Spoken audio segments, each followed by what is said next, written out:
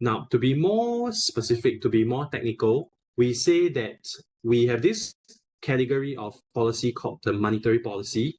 They are not done by the government per se, right? So to be more technical, we say that this is conducted by the central bank. Okay, so the monetary policies are conducted by the central bank. So central banks, every country will have one. Let's say in the case of US, you can see here, this is the example that we're looking at. This is the Federal Reserve. Okay, so you can see here Federal Reserve, right? This is the central bank of the United States. In Singapore's case, right, we have the Monetary Authority of Singapore. Okay, so Singapore's case, we have the Monetary Authority of Singapore. In short, we call this the MAS, all right?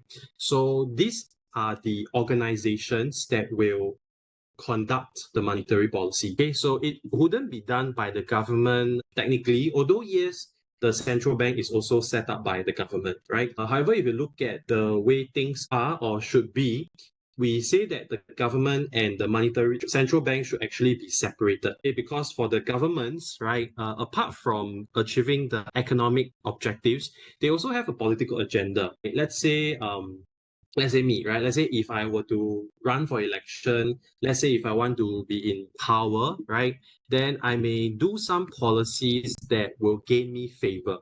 For example, now the economy may not be suitable for cash payouts. It may not be suitable for, let's say, reduction in tax, right? Okay, let me continue. Okay, later during break, then you take attendance, right?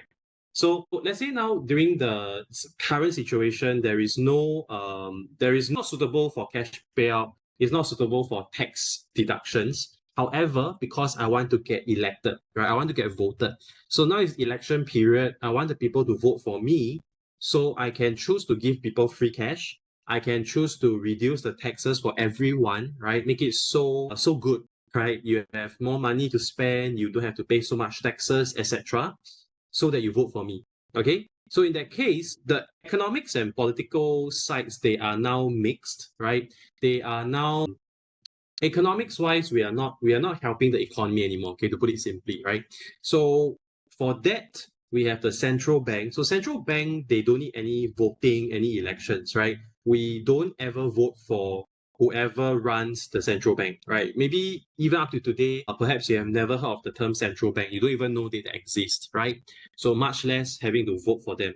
So in that case, we say that because they are more neutral, they don't have get any votes, they can just focus on what is best for the government, okay? Which is the case as well for, let's say, US, right? So in the case of US, the government actually is quite separated from the central bank, because if you have heard of if you go and search, right, if you go and Google, right, in the US, with the previous president, Donald Trump, he was actually publicly criticizing the head of the central bank, and he was saying like, oh, he's not suitable, all right, I would use my power to bring him down, etc., right? So you can see that the central bank may not do exactly what the government wants in the US, and so in that case, it is actually quite distinct, right, in terms of the power. Okay, so they are not exactly all tied together. So here we are going to for everyone. Okay, so for this, we're going on to monetary policy. So for now, you say that it's done by the central bank. So in terms of the central bank, if you look at, let's say, the US, right, we have the Federal Reserve. In the case of Singapore, we have MAS, the Monetary Authority of Singapore. So apart from monetary policy, the central bank does a few functions. Okay, so it can regulate the financial sector, right? So it can set rules and regulations. It will oversee, let's say, the banks, the insurance companies, and so on, to make sure that they are not cheating the consumers. They are doing things very, very properly, right, according to the regulations involved. They can also do research. So if you look here on the tab, right, you can see that they have done research and publish them. So you will be able to see how the economy is performing, right, in terms of GDP, let's say in terms of inflation, unemployment. Okay, so these are some functions of the central bank, but we're not going to talk about everything. We'll focus on the monetary policy function. So first of all, we say that for monetary policy, let me come to the diagram. Okay, so for monetary policy, what we are doing is we are basically just solving problems, right? So first thing, you have to identify your problems first. So let's say during COVID, right? By now we should be familiar. Our main issue was a slowdown of the economy. So the economy was not doing well because of the lockdown measures, because everything was to a standstill. So growth was slower. Unemployment went up because people couldn't work, right? They couldn't find jobs. Then inflation level also fell because at that time, aggregate demand was falling, right? Aggregate demand was falling. So your situation is a fall in the aggregate demand, right? As you can see here, let's say we start from here. Okay, this red one is the initial level of AD. So we were intersecting the AS curve, right? This is the intersection point. This is your actual output. Okay, this is what we learned yesterday. So this is your actual output. The green one represents the benchmark, right? So the benchmark here says that this is your potential output, and this is where we optimally should produce at. Okay, so we are not performing up to the standard. We are not performing up to the expectations. In this case, the example will be COVID, right? So what can the central bank do? Okay, so they're going to use this monetary policy. You explain how it works later. So we're going to use the monetary policy to expand the economy. Okay, so we're going to make it go bigger, right? In this case, or we are going to increase the level of aggregate demand, right? So the effects is to shift the AD curve rightwards so that now it will intersect here. You can see my cursor, right? Where the actual output is now at the green line, right, which is the potential output. So when you increase your economic growth, right, or you expand the economy through what we call the expansionary policies, then the economic growth will be at the optimal level. So you started with underperformance of the economy. Now we want to expand the economy and allow it to get a higher economic growth. So this is one situation. Then subsequently, let's say here, we are doing the opposite. So we can push up the AD. We can also push your AD downwards. So let's say now the economy is growing very healthily. Okay, economic growth is good. Unemployment is also healthy, but the problem is with high inflation, right? Like we explained yesterday. So we don't want very high inflation. We want low and stable. The reference point is about 2 to 3%. So if your inflation rate falls around 2 to 3%, it is still quite okay, quite healthy, right? But if it goes too low, then no, too low or too high, it becomes a problem, right? So we don't want either side. We want it to be just within 2 to 3%. So after COVID situation, the economies open up. US, we mentioned previously, the inflation rate went up to about 9%, right? So in that case, there's something to be done to bring down the inflation. So what the central bank did was they had to reduce AD. Okay, so you can see here when aggregate demand is falling, right? The growth is also pulled down, but at the same time, the price level is also lower. Okay, so if your growth is quite healthy, then you can afford for the growth to slow down a bit, but in exchange, you will get lower price levels. Okay, so far, right? So for now, the key thing is we say that monetary policies are done by the central bank. First thing, they are trying to get the economy to achieve certain objectives in terms of growth, unemployment, and inflation. So depending on where the economy is, the central bank can either expand the economy or it can contract the economy. Expand means it goes bigger, contract means it gets smaller. So if you expand, then we call these policies the expansionary monetary policy. So you're supposed to increase the size of the economy, right? Make it grow faster.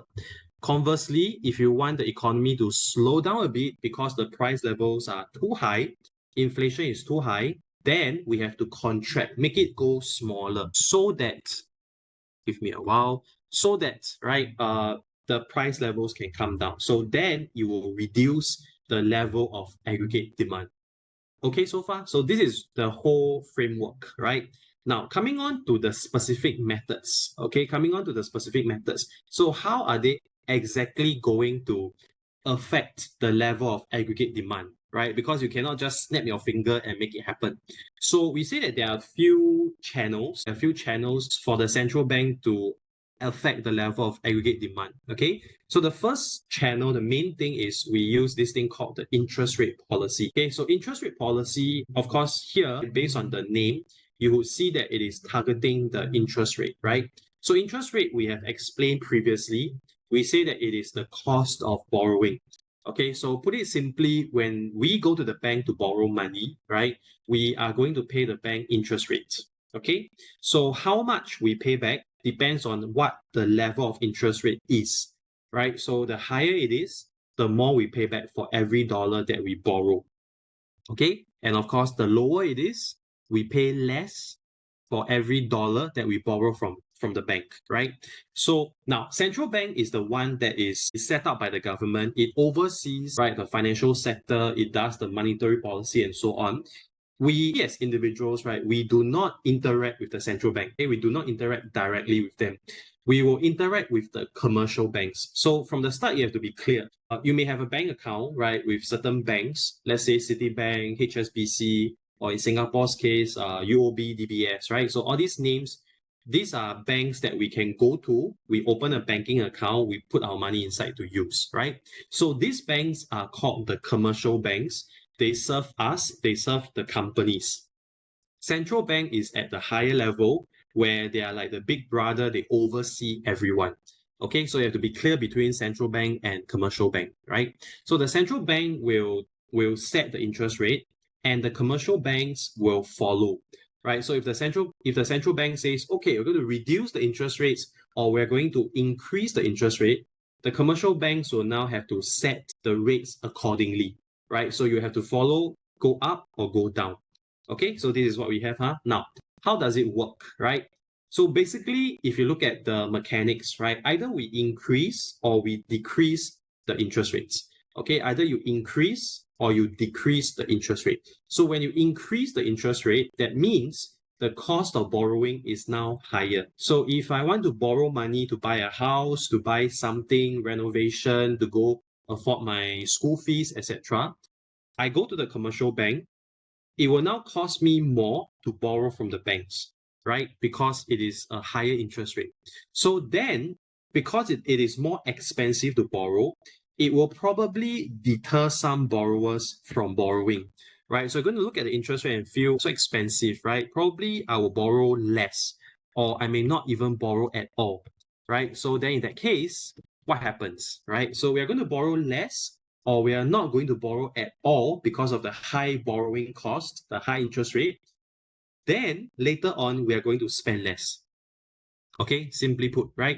If you borrow less, you will be spending less because you have less money to spend, right? You didn't borrow so much from the banks. So when you spend less, it is going to decrease the level of consumption spending. So if you remember, we mentioned that ADAS is important because we are using the same framework for every other chapter, right? Subsequently, for all the chapters in macro. So now, coming back to the same diagram, we say that for aggregate demand, because the consumption spending is going down, AD is also falling. So the government is trying to make people spend less by making it more expensive to borrow. So that is the intended purpose. So that's one effect. Second effect, right, when the interest rate is higher or is increased, not just the consumers will be affected, right? The firms will also be affected as well.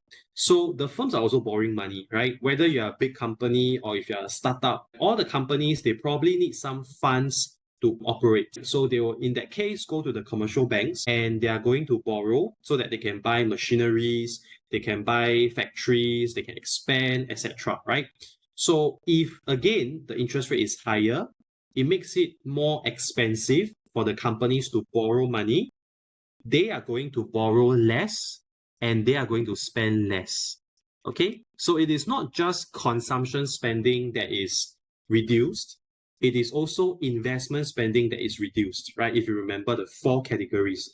So consumption is consumers buying goods and services. Investment spending is the firms buying machineries, capital goods, right?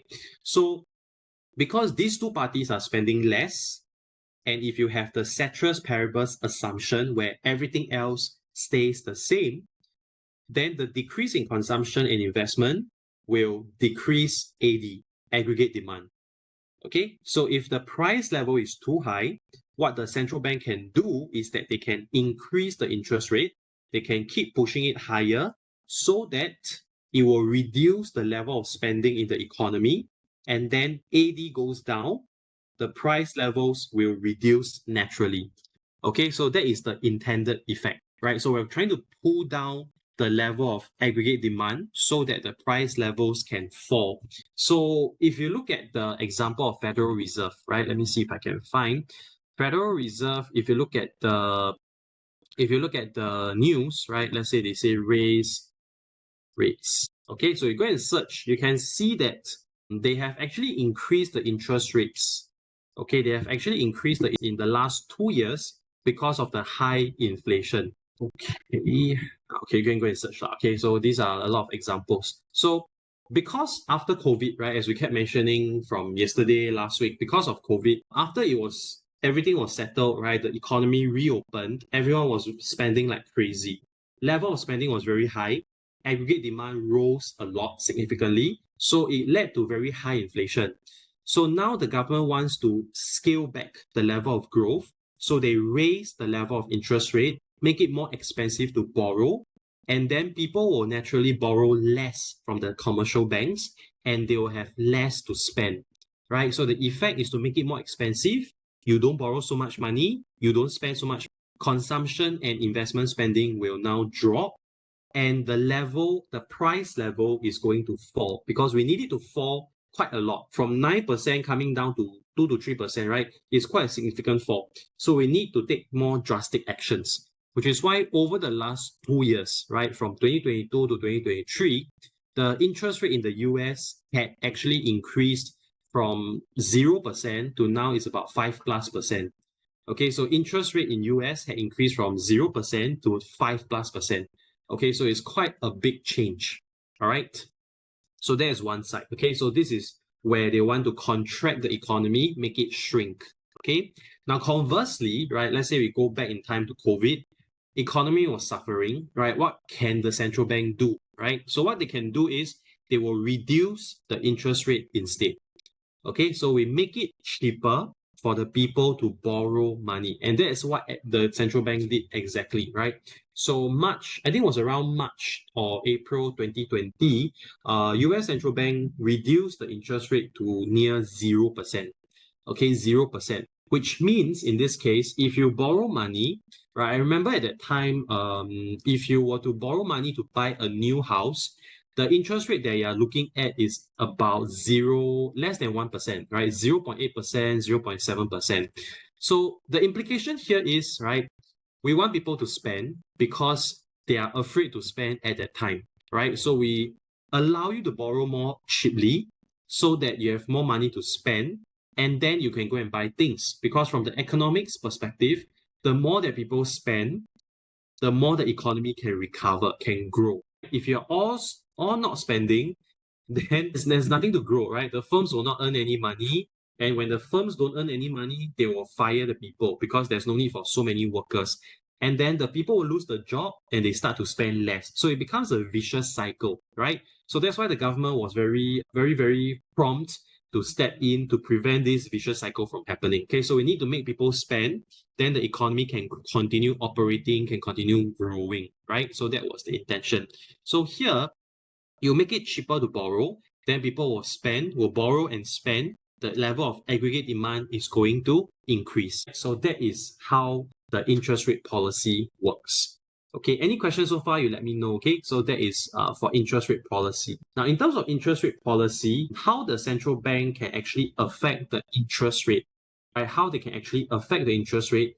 For these parts, you also need to know as well for your exams. So please do pay attention to like open market operations, discount rate, and also the reserve ratio. So these are the methods that can affect the level of interest rate. Okay, so think of interest rate as the price of money. So we have used demand supply curve, right? So price and quantity. So now think of money as a product. If I go to the bank in order to get money, which is the product, what must I pay? I must pay back money. So money is the product, money is also the price as well. So if you think of interest rate specifically, it is the price of money. So if it's the price, or interest rate is the price of money, what can affect interest rate will be the demand and supply of money. Okay, make sense? One more time. So if interest rate is the price of money on the vertical axis, then what can affect the interest rate or the price of money? It will be the demand and supply of money. Okay, it will be the demand and supply of money. Now, how can we affect the demand and supply of money? Okay, so first method here, we say that the central bank, right, is going to do this thing called the open market operations. So you can see here, right, there's a definition here. So should be clearer. Let me just shift my window, okay? Okay, yeah. So first thing, right, it's about the purchase and sale of securities in the open market by the central bank, right? So what it means is, if you have heard of this term called the bonds before, okay, so you've heard of this term called the bonds before. So basically, it is a contract that states that someone, right, or a company, an organization, or the government, they are now borrowing money from another party, right? So they can borrow money from a company, they can borrow from a government, they can borrow from an individual, right? So whoever has the money can lend to me. So now me, right, as the borrower, I'm borrowing money, I will need to issue you this contract. Okay, I will need to issue this contract.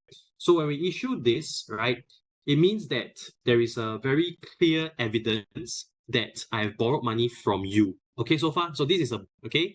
If a company issues a bond, that means they are borrowing money, and people who are interested to buy the bonds, right, because there's also certain returns, right? It can be like 3%, 5% per year. So instead of putting your money in the bank account, right? Or if you don't know what to invest in, then you can just buy bonds, right? So that means you are lending to that party, the borrower, and they'll give you some returns in exchange. So now the government or the central bank, okay, so the central bank is now issuing the bonds, right, on behalf of the government. Okay, so they are issuing the bonds on behalf of the government. So you can see here in terms of the write-up, right? So let's say the central bank says that we want to sell more bonds. We want to issue more bonds. That means we want to borrow more money, right? We want to borrow more money. So what happens is they are going to the commercial banks, and then they will say, okay, now I'm going to issue the bonds, right? And then what do you do is they will lend the central bank the money.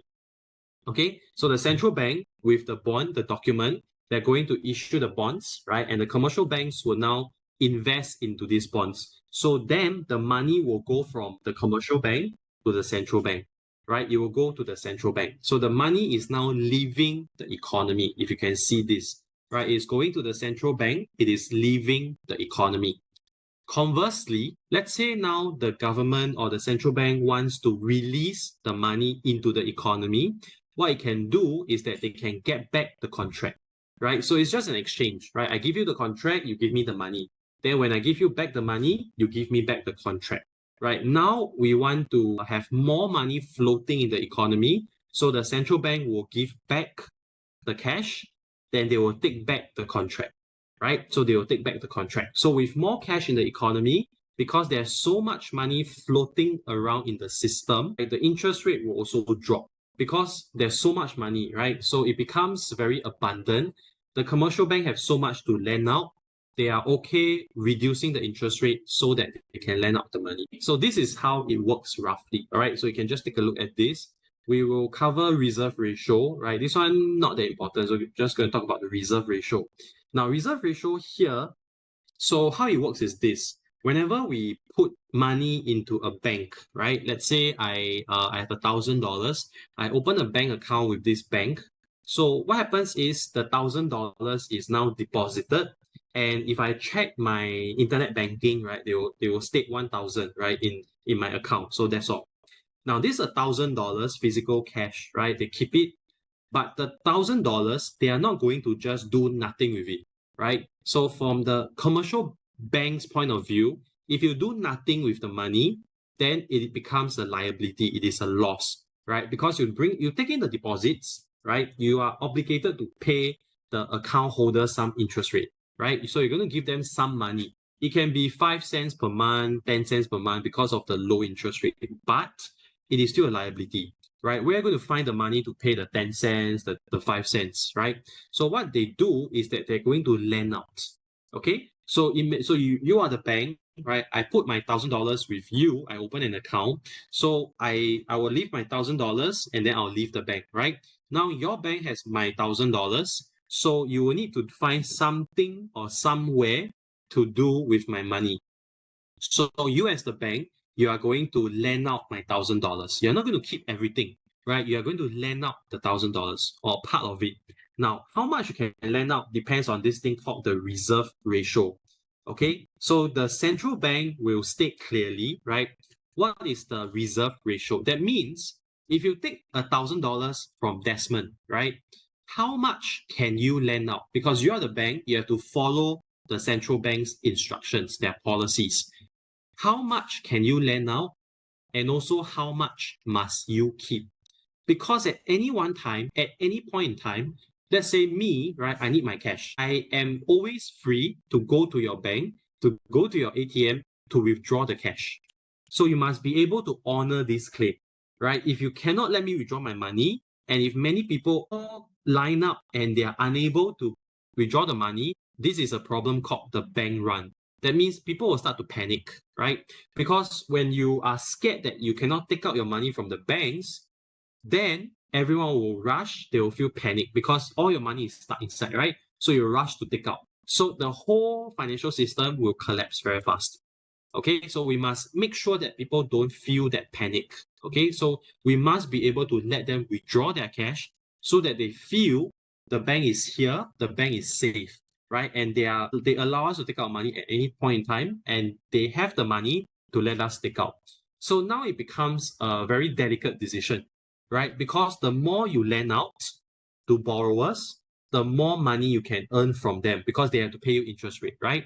But on the other side, if you lend out less, you will have a bit more buffer because if people come and take money from their bank account, you must have the money to give out, right? You cannot just say, hey, come back tomorrow, or sorry, can you come back next month, right? Because they must be able to withdraw right now. So there's a dilemma. So the more you lend out, the more you can earn, but it becomes less safe. The less you lend out, the less returns you will earn when you lend out the money. But in exchange, you have more buffer so that when more people come and withdraw the cash, your bank will not collapse. So here, right, what happens is the central bank will say that, okay, so what is the reserve ratio, right? It could be 20%, it could be 10%. So when it's 10%, that means the central bank says all the commercial banks, right, minimally, you just need to keep 10% of your deposits. That means, let's say Desmond again, he deposits $1,000, right, into your bank. You only need to keep 10%, which is $100. That means the remaining $900, you are free to lend out to other people, right? Other people, other companies, so that they can use the money to buy whatever. Okay, and you can earn the interest rate from them. So if it's 10%, you only need to keep 10%. If the reserve ratio is 20%, you only need to keep $200. So you can lend out $800. Okay, so far with this story, huh? Now this is what we really have in the economy. Okay, so this is an actual situation, huh? So now, right, to add on to this story, we say that suppose this person, right, let's say me, Desmond, he deposits $1,000. In this economy, the reserve ratio is 10%. Okay, so your bank, right, bank A is only going to keep $100 with them, right, in the vault, in the safe, and then they will lend out $900, right? So person B lends or now borrows $900 from your bank. Okay, so person B borrows $900 from your bank, right? So they leave with $900. So what you see here is, right, if you realize, the banks have actually created cash. They have actually created money. What's happening here? Desmond has $1,000. He still has the $1,000, even though he deposited that $1,000, right? I am still free to use $1,000 in my bank account. I just don't have it in cash. But looking at the number in my bank account, right, I do have that amount. Okay, so my spending power is $1,000. Person B, when he borrows the $900 from your bank, right, he will now gain $900 of purchasing power. So from the initial $1,000 in the economy, now the bank has created extra $900. Okay, let's go on.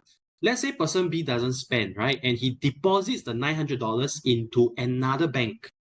And this second bank go and lend out 90%, which is $810, right? So they keep $90, which is 10%, and they lend out $810. So person C will borrow $810. So you can see this keeps rolling, right? From my first $1,000, they create 900 extra. Then from that 900 extra, they created another $810 extra. So this keeps continuing. If you realize, from my $1,000, now the whole amount in the economy is already $2,700. It has more than doubled, right? So the bank is able to create money out of thin air, right? Because they lend out the money, they are now creating and they are now increasing the level of spending power of the people in the economy.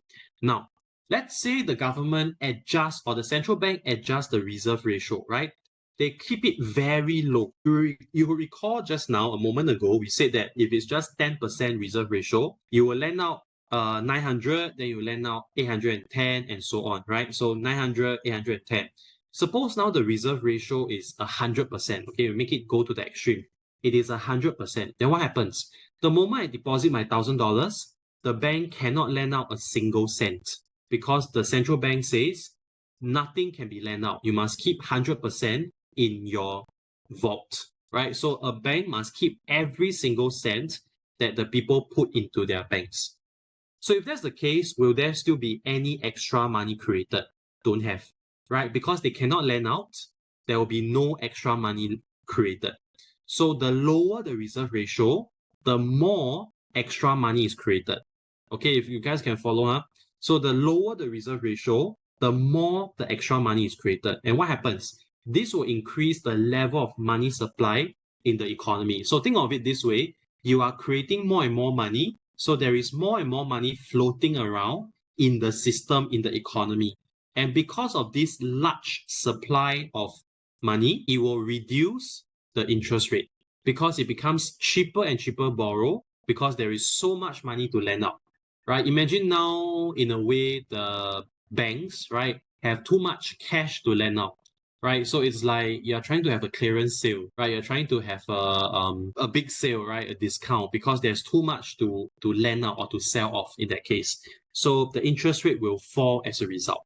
Conversely, right, if there is less money in the system, less money supply, then every single cent becomes rarer, it becomes more scarce, the interest rate will go up because there is not much to borrow. Right? So for the banks to lend out the money, they will be doing so at a lower, Okay, so far, let me just pause for a second. Let me, if you can digest everything. Okay, so you need to be able to explain this, right? You can watch this recording or you can take a look at the notes. Okay, so please, you need to know how to explain open market operations and also the reserve ratio. All right, so these are also relevant for your exam. Okay, so no issues. I'll move on. Now, we also have this thing called the quantitative easing. Let me just see here. Yeah, okay, quantitative easing. So quantitative easing is saying that there is this theory, right, saying that if you have more money in the system, right, if you have more money in the system, it could lead to a higher inflation. Okay, it could lead to a higher inflation, right? So what happens is, first of all, if the economy is suffering, it is not doing so well, the government can just switch on the printer and start printing money. Okay, one more time. They can open up, they can switch on the printer and they can start printing money. So in terms of money, right, if you backtrack all the way to its origins, the history, people previously, they had this barter trading system, right? BARTER. So barter trading means that, let's say I have something to exchange, right? Someone else has what I want, we will exchange. So maybe I sell water bottles, you sell vegetables, right? I want to buy your vegetables, I will use my water bottles to exchange. But you can see there's a lot of problem here, right? Like, what if the person doesn't want my water bottle? What if like one water bottle is worth more than the vegetables, right? Then how do we sort out? Can I cut my water bottle into half to exchange for one packet of vegetables? That kind of thing. So then later on, they came up with the concept of money, right? So more like gold. So gold solves the problem because you don't need to want what the other party is giving you, right? You just need to accept gold. You also can separate gold into many small units, right? Like what we have here, we have dollars and cents, right? If something is worth more, you can price it at a higher price, lower price. Okay, so that's what we can do with gold.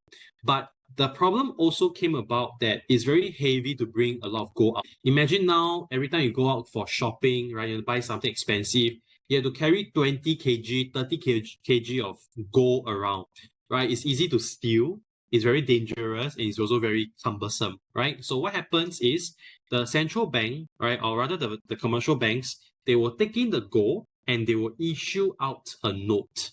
Okay, they will take in the gold. So let's say I have 30 kg of gold, right? I go to the bank to keep my gold. In exchange, they'll give me a note.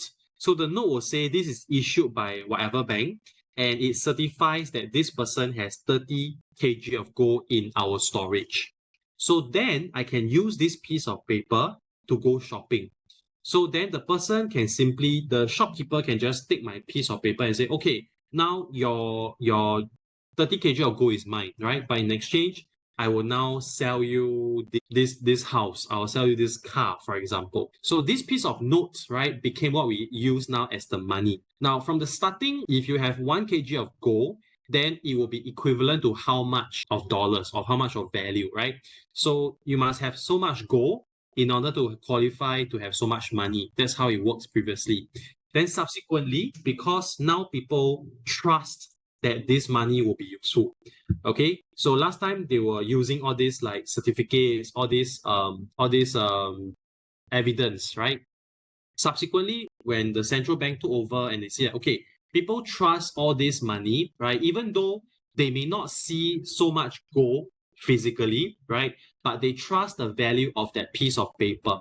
So then with that piece of paper, we can actually go shopping, right? So later, if you want to help the economy, if you want to save the economy by creating more money, the central bank can actually print more money. So this money here, right, we call this the legal tender. It is recognized within the country. You can use it to go and buy things. And it is issued by the central bank, right? Of course, we are not talking about the counterfeit notes and so on. It is issued by the central bank. People trust that this money will be accepted, right? If you think about it, let's say you are selling something, right? And people pay you cash. Let's say they pay you 10 Sing dollars. So you have the red dollar note, right? Why do you accept that? Because you know that in future, when you take this piece of note to go and buy something, it will be worth something, right? Why do you not take in a piece of white paper, right? Maybe I can just scribble, oh, $10, right? And then I just pass you that piece of A4 white paper and say, oh, this is $10, right? And then sell me your goods. Why are you not accepting that piece of paper that I draw myself? How come you only accept that piece of note issued by the central bank? Because that one will be accepted, right? The white piece of paper that I draw, I scribble myself, oh, this is $10. This is not recognized, right? This is not recognized. So if you accept this, next time when you want to buy something else, other people will not accept this piece of paper that I draw, right? Because this is not recognized, this is not legal. So the actual note is actually recognized, and even if you print more within a certain limit, people will still trust that this note will be accepted. It will be worth something. Okay, it will be worth something. So that's why the shops will accept this, even if the note, the value of the dollar, right, is no longer tied to the amount of gold inside the bank so tightly anymore, right? Just now we were saying last time you must have how many gold so that it'll be worth how many dollars. And then as time passes, they just need to know that the notes will be accepted. So the central bank will just keep continuing to print, even though the gold and dollar relationship no longer holds. Okay, there may be no gold in the storage, right? But because we trust the central bank's notes, we still take it as the legal tender, as the currency. Okay, so far, now let's move on. So what happens is if we keep printing money, right? If we keep printing money for the central bank, they keep printing money and they release this into the economy, right? What happens is there'll be too much money in the system, right? There'll be too much money that people can borrow, that they can have access to. Okay, so what happens next is because you have the extra cash, people are going to spend more freely, right? Imagine now, because of so much money in the economy, the commercial banks are offering lower interest rate, right? So they say, okay, so we are going to charge you less than 1%, right, to borrow from us. So people will be more attracted to borrow because it's so cheap now, which was also the case, right, during COVID, because with the low interest rate, buying and financing a house becomes more affordable. So there were a lot of people buying houses, right, towards the later part of the COVID period, okay, while the interest rate was still very low, all right? So then, when you borrow more, spending increases, aggregate demand is also increasing, right? It will push up AD, price level is also going to shoot up. So this policy here called the quantitative easing, it is actually an expansionary policy. So if you look at the ultimate effect, it will allow the economy to expand. It is going to increase the level of aggregate demand. So this will be good during the period where the economy is suffering. Okay, low unemployment, low economic growth, high unemployment, low economic growth. During that period, you may see more government printing money or central banks printing money. So you will do this if they don't have so much money, right? So they will really go and print more. But if you already have, let's say in the reserves and so on, then you may just take out and spend, right? So you need not print more per se. Okay, so this is one term, right, to say that they are printing money. No questions, then I move on to the next part on the exchange rate policy. Where is it? Here. Okay. So we looked at how interest rate policy works, right? The interest rate policy will target consumption spending, investment spending, because they will affect the borrowing cost. So consumers and firms that borrow will be affected by the interest rate. Okay. And how is interest rate adjusted? You have the reserve ratio, you have the open market operations. Okay, so these are the main things to look at for interest rate policy. Category of monetary policy, we have the exchange rate policy. All right, exchange rate policy is where the central bank targets the exchange rate. So just now, when we look at the example of Federal Reserve, right, we say that they pushed the interest rate to near zero during COVID, and they raised the interest rate to 5% now, right, above 5% now, post-COVID, right, in let's say 2024. Another way that the central bank can affect the economy is through adjusting the exchange rate. Okay, so how it works is this. The central bank can adjust the exchange rate higher, or lower. So if the exchange rate is higher, that means your currency is worth more. Suppose, for example, hypothetically, the Singapore Central Bank increases the level of the SGD, the Sing dollar, right? They make Sing dollar appreciate. So what happens is you will have a lot of people from Singapore, right? They're very happy. They will go and exchange for foreign currencies like Malaysia, Japan, wherever. Then they like to go shopping overseas, right? Because suddenly going overseas, buying things from overseas becomes cheaper because of the higher exchange rate. Okay. Now, conversely, let's say the central bank reduces the exchange rate, right? They make it cheaper.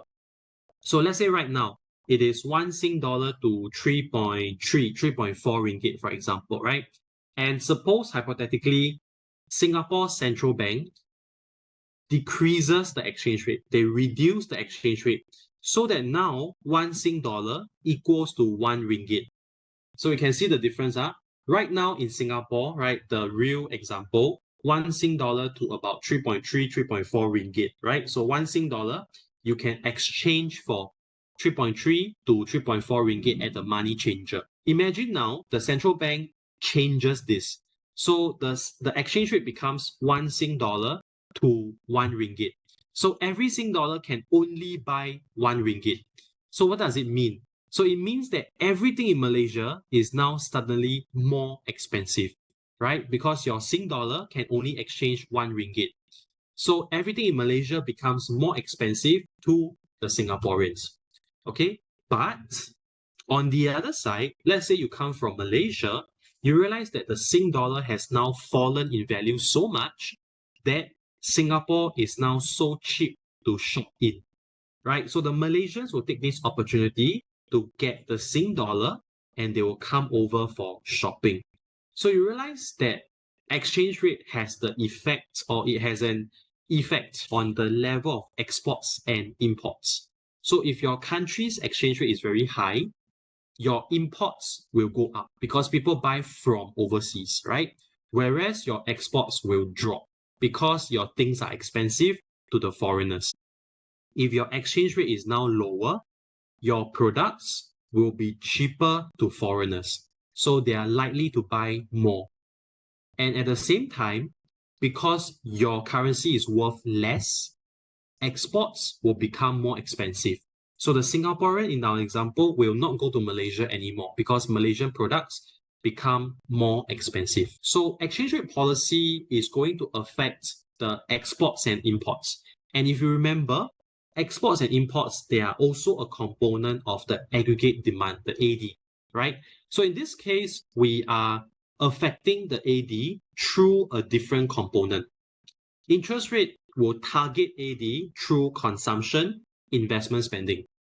Exchange rate will target AD through exports and imports. So we are going through different channels, different routes to the same destination. So the end goal is to change the level of aggregate demand, but we are going different roads, right? It's like going from Singapore to Malaysia. You can take bus, you can drive in, you can take a plane, or you can take a ferry, right? So it's all different modes of transport, but you're going to the same place. Okay, foreign currency policy. That one, I would say, okay, that one, okay, I'm not sure if I interpret correctly, huh? So foreign currency to do with exchange rates. So it may also be, if I'm not wrong, it should also be what we're talking about. So it'll be also linked to the exchange rate policy, right? But in that case, you may be deciding how you want to price your currency against a foreign currency.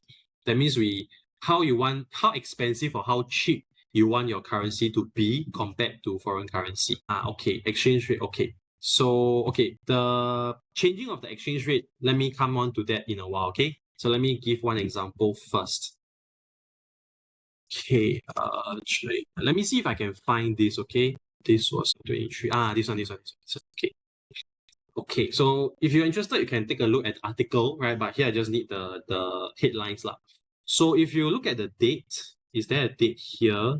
Okay, give me a while. Everything suddenly pop up. Okay, so if you look at the date here, which is 6th of August 2019, right? So almost about 5 years ago. Now, 5 years ago, this was before COVID. The major event at that time was the trade war. Okay, it was the trade war. So the US and China relations was not very good at that time. All right. And here, this was during Trump administration. Okay, so he was the president. So he claimed that China was a currency manipulator. Right. So this is an example, right, in terms of your foreign currency policy as well. So it claimed that China was reducing the level of its currency a lot so that Chinese exports will become cheaper. All right, so that Chinese exports will become cheaper. So this is going to let the US consumers buy more of the Chinese products. Right, so this is what US claim. Okay, so yes or no, this one, leave it to you to research, but this is what happens. Did they mention the number? Okay, okay, so over here, right? So a weaker renminbi will make the Chinese exports cheaper in the US, right? So this could be to offset the effects of the tariff. Tariff means a tax on the imports. It could also be to increase the level of exports to China, so to US, right? Because they want US people to buy more of the Chinese products. Okay, so yes or no, they have many claims lah, right? So one would say they are doing this it's considered frowned upon, right? Because here you can see that US was calling China a currency manipulator, right? Because if your currency is purposely made very cheap and people buy a lot of your products, right? That means other people are spending a lot of money. So there's a lot of money outflow, which is why we call this a zero-sum game in a sense, okay? Zero-sum, that means if I plus one, right? If I earn one, then you are losing one because let's say your money is flowing to me, right? So when I win, you lose, or when you lose, I win. So overall, when you net off everything, is equals to 0, right? So I plus $500 of earnings, yours is minus $500, right? So when you add together, it is equals to 0. Okay, so one person wins at the expense of the other. This is a zero-sum game. This is what US claimed China to be doing at that time. Okay, so let me, before I forget the question, okay, so yes, this first one answered how to change the exchange rates. Okay, so exchange rate here, right? Do we have it here? Okay, give me a while. Okay, he who import from outside, yes. So if you're a Chinese business, you buy things from overseas, then you may be subjected to the tariffs. So it depends specifically, right? Because the tariffs it may not be imposed on every single item. So if you buy the raw materials that are not subjected to tariff, then it wouldn't affect you, okay, based on the tariff, the trade policy. Then if you're looking from the exchange rate perspective, then yes, if you are buying from overseas, the cheaper currency value is going to make the cost of production higher. Okay, so because of the currency value weakening, you buying anything from overseas will become more expensive, and this will raise the cost of production. So in exchange, the producers will now increase the cost or the price for the consumers in China. So then China may experience a higher inflation rate. Okay? Okay, so how to change the exchange rate, right? This one, the last remaining question. Okay, so if you draw the exchange rate diagram, okay, there's a lot of diagram, luckily we're not drawing. So exchange rate, just now we said that interest rate is the price of money, right? When we borrow, we have to pay interest rate. Exchange rate is also a price of money. So money is special because it has different prices, okay? Think of it this way, right? Let's say now I go to the money changer. I'm going Japan. So I want to get Japanese yen, right? So Japanese yen is the object, is the product that I want to get. In exchange, right, what do I pay? I pay Sing dollar. So Sing dollar becomes the currency, the medium of exchange to obtain the Japanese yen, right? Later on, after my Japan trip, right, I will want to buy back Sing dollar because I may not go Japan so often, right? So I will want to get Sing dollar. So Sing dollar is now the product, and I will use the Japanese yen to exchange for the Sing dollar or to buy Sing dollar, right? So the money here is a product and also the price at the same time. So again, in this context, it is both the product and the price. So again, if exchange rate is the price of money, then what can affect the exchange rate in the market? It will be the demand and supply as well. Okay, it will be the demand and supply as well. But this one is a bit more complicated because it relates to another currency. Okay, so for example, right, let's say today the returns in US is very good. Okay, let's say because it's all without borders, right? You can do transactions anywhere you want in the world. Let's say now I'm a Singaporean, and I see that for the US, right, let's say if I invest in something, right, it will give me very high returns. But when I look at Singapore, right, there's nothing that can match this product. Okay, so if I invest in US, I get very high returns, right? Good quality assets. But if I look at Singapore, I may not be able to find something like that. So what do? I will exchange my Sing dollar for the US dollar so that I can invest in US, right? That high quality asset. Because they only accept US dollar, right? They are not going to accept any random currency. So I have to exchange for USD first, and then I can invest. So now if you multiply for so many people, right, let's say across the world, everyone sees that this high quality asset is very attractive, good returns, low risk, for example, and they all want if they want a piece of that, they want to invest in that, then what happens? You will see a lot of people exchanging for the US dollar to invest, right? So everyone, or not everyone, a lot of people, they will now exchange their currency for the US dollar. So what's happening here? First of all, when they start selling their currency, okay, so now I have Sing dollar, I have a Vietnamese dong, I have Korean won, for example. I am actually selling my currency because I am giving up, I am offering, right? I'm taking out my domestic currency. In a way, I am selling them. So the supply of my own currency is increasing. There is more available in the foreign exchange market. Okay, so that's one thing. The higher the supply of your own domestic currency. At the same time, because so many people are wanting to buy the US dollar, the demand for US dollar is now increasing, is going up. Okay, so I'm talking in terms of supply and demand, right? So supply of my own currency is increasing. At the same time, the demand for US dollar is also going up. So what's happening, right? If you can visualize, right, the demand supply diagram, if you look at the market for Sing dollar, for example, there is an increase in supply because more people selling Sing dollars. So this will lower the exchange rate because there's more Sing dollar, right? It makes it less worthwhile. On the other side, if you're looking at the diagram for the US dollar market, there is a rightward shift of the demand curve. There is an increase in demand. So more people want to buy this. The demand is going up higher and higher. It will push up the value of the US dollar. So then the exchange rate of the US dollar is going to increase. It will become more expensive to buy the US dollar. Okay, so it's still in terms of demand supply, but now you can see that we have two separate markets, two separate diagrams, one for one currency. And so depending on which market, which product you're looking at, right, whether it's Sing dollar or US dollar, the diagram will be a different thing.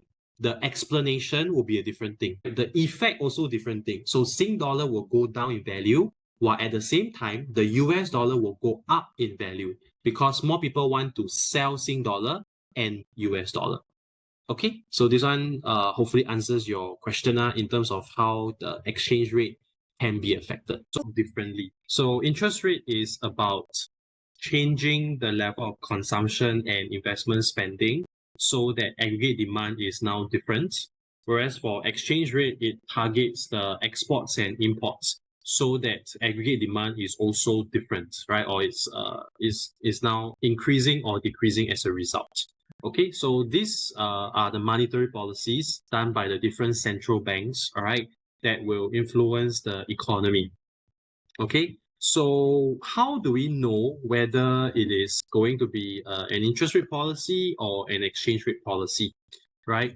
Now, in most of the cases, when you go search around Google, right, what countries will actually change the interest rate? Federal Reserve, as you can see, Chinese PBOC, right, the People's Republic, the People's, okay, can't remember the full name.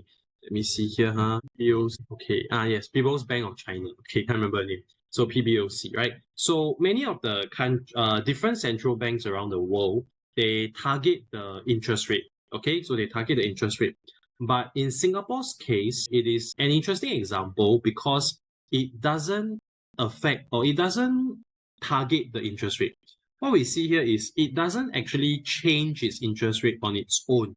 Like what US does, right, is that it will set a certain interest rate and then it will just allow the effects to take place. But Singapore's case, they do not change its own interest rate, right? What we say is Singapore instead is an interest rate taker, right? If you recall from demand supply previously or micro previously, there is this term called the price taker, right? So if you're a price taker, that means you are not setting your own price. So similarly here, they are not setting their own interest rate, but rather they are following the interest rate set by other countries. Okay, so Singapore, why is it this way, right? First of all, it is considered a small and open economy. So small here means in terms of the capital flow, right? It is very important to Singapore because we need the money to come in.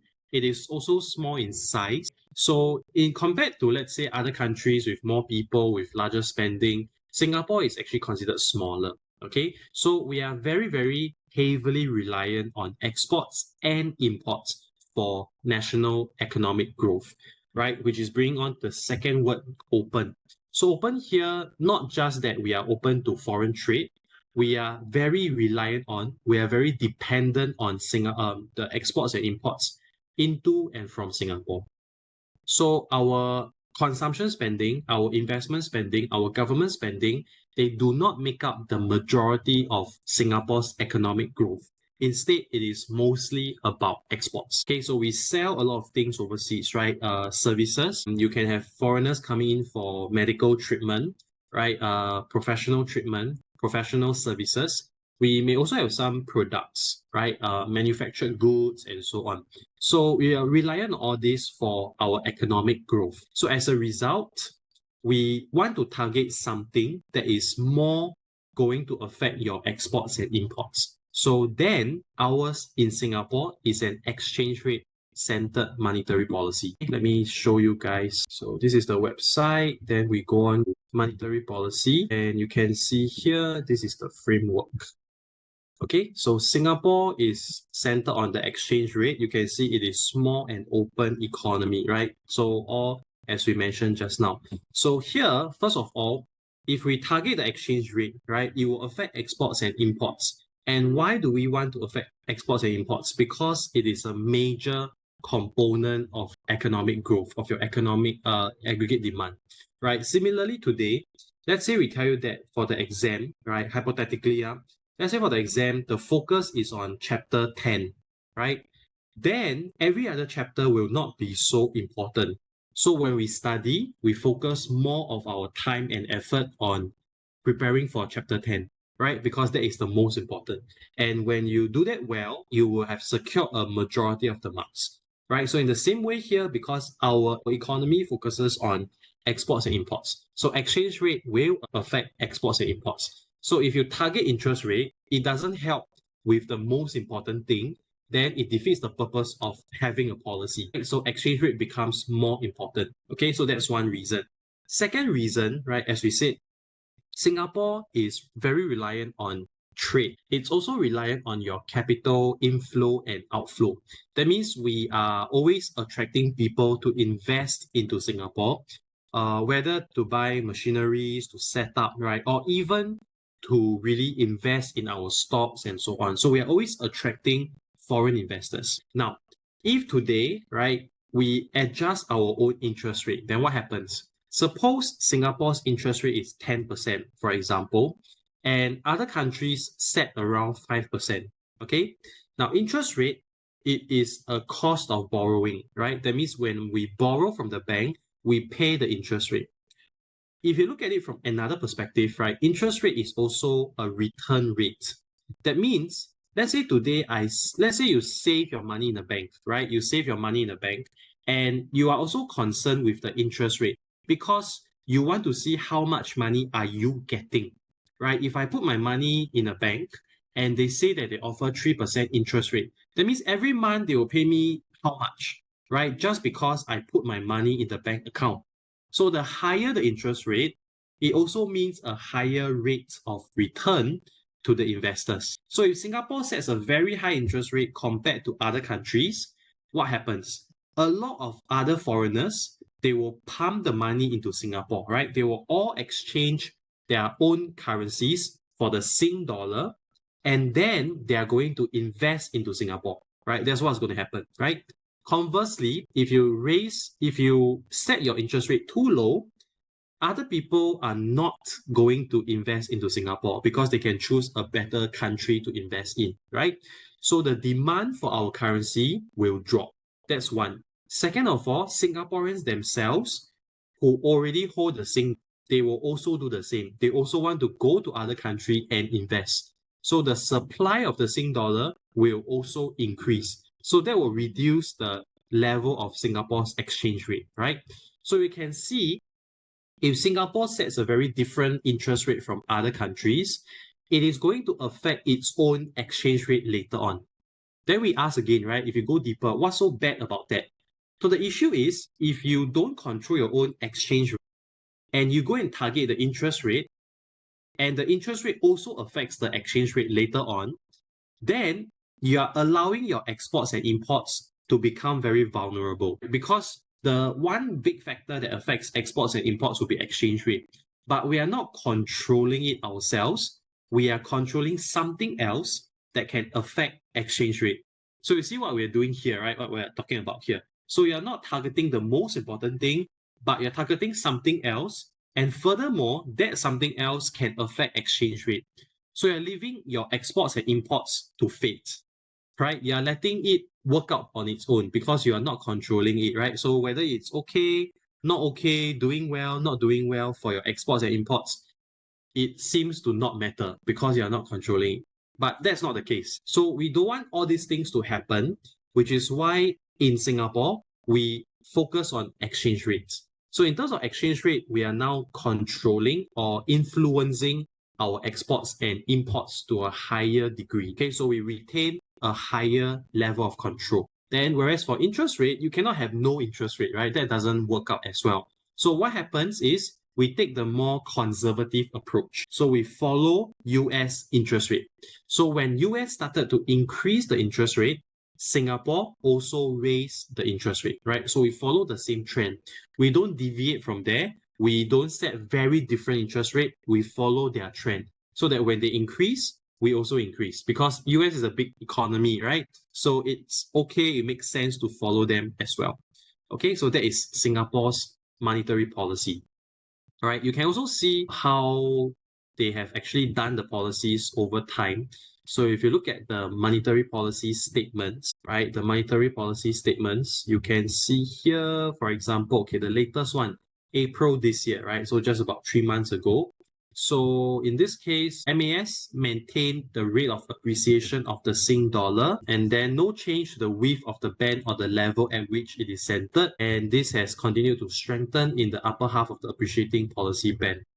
Okay, so you can take a look at this, right? So you can see this is what happens, the situation in Singapore. And then looking at our own inflation, it is about 3% year on year, right? And because of this, that's why the specific policy tools came about. Okay, so the policies are not done in isolation. You have to consider the environment, the context, then we go and implement the policy, right? So given this slightly higher inflation rate, then it makes sense for them to appreciate the currency value, right? So that you allow the economy to grow a bit slower while at the same time pulling down your inflation because 3% is on the higher side, right? So we want it to be 2 to 3%, but beyond 3, it will be on the higher side. Okay, so even the 0 point something percent also matters. Any issues you have, you let me know, right? Okay, what else did I miss out here? So we explained the policies, we explained the effects, right? Expansionary, contractionary.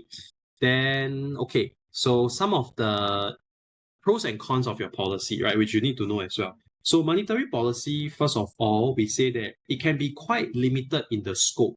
So that means what it can do can be very limited, right? It may not be able to help the economy much. Okay, that's what I'm saying, huh?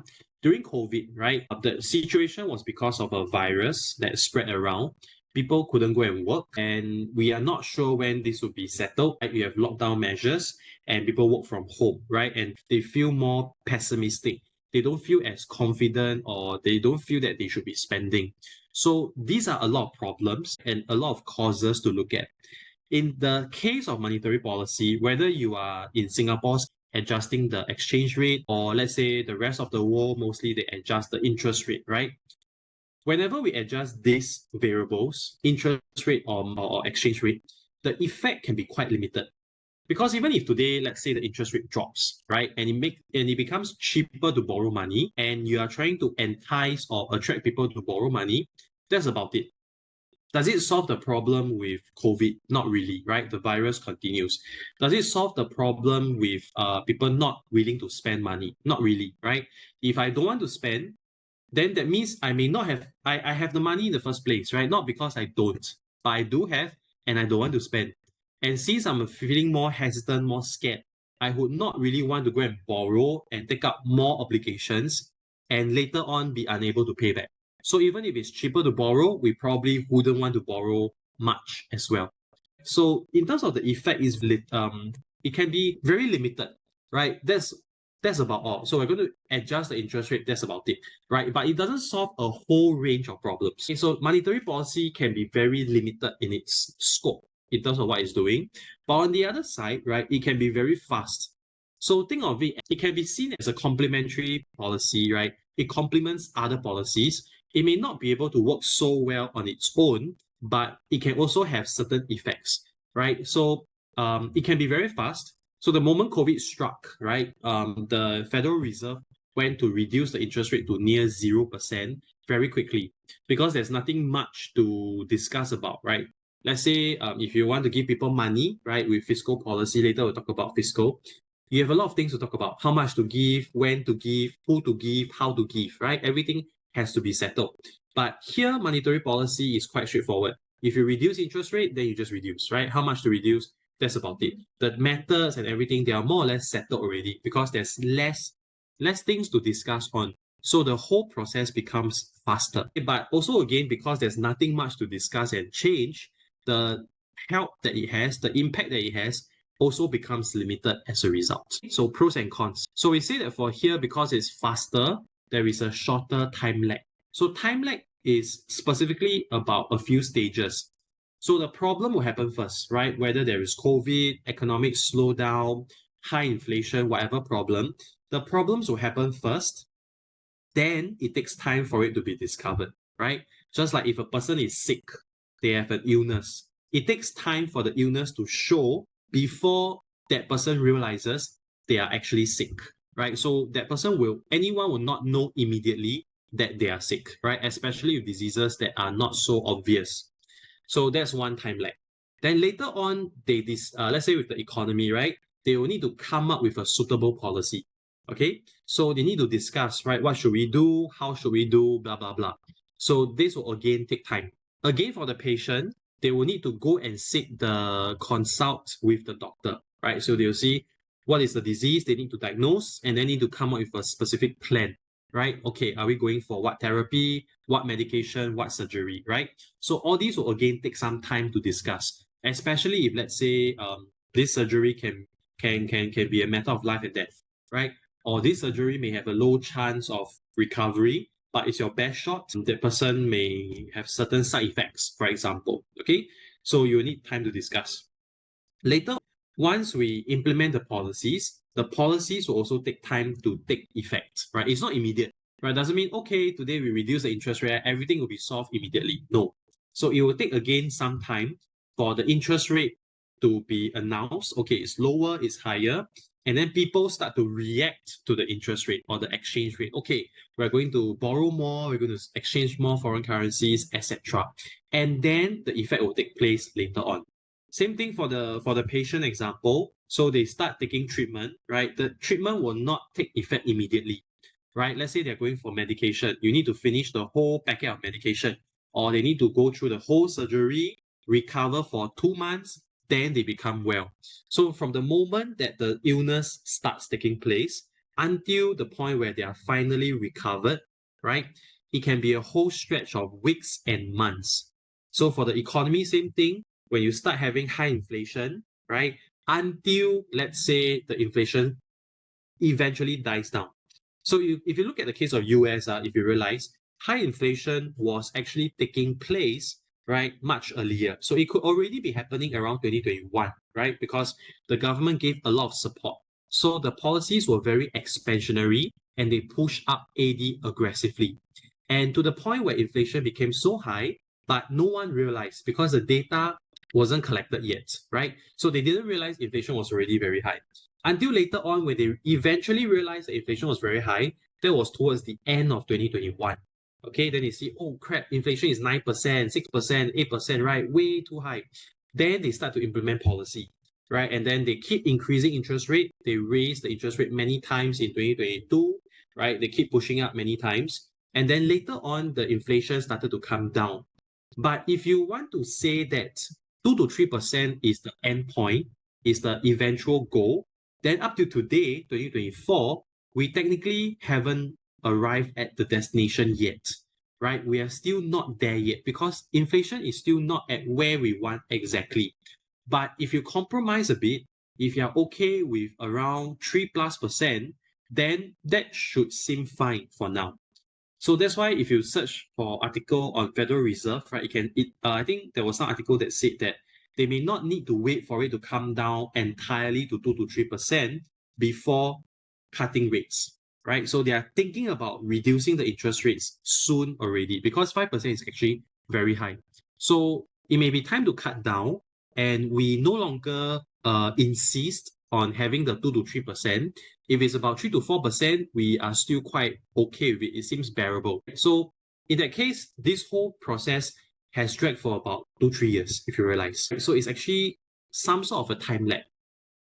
Okay, but it is still shorter than having to go through parliament, government to discuss everything. So we still take this as a shorter timeline, but as it is, it's already like 2 years, right? In the case of US.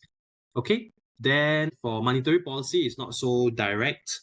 It can have a very limited impact. It can have a more indirect impact on economy. It doesn't help with the main problem. It just helps to boost the borrowing and spending, right? Let's say for interest rate. Then for exchange rate, it just helps to boost the level of exports. But again, exports or spending by consumers and firms may be affected by many things. Even if it's cheaper to borrow, we may not want to borrow because you don't want to have more obligations, right? Or even if it's cheaper to buy things from overseas because of the higher exchange rate, we wouldn't buy because we just don't want to spend money, right? So that's still going to offset the effects of your interest rate or exchange rate cuts. Okay, all right, so we roughly have all these points on the monetary policy.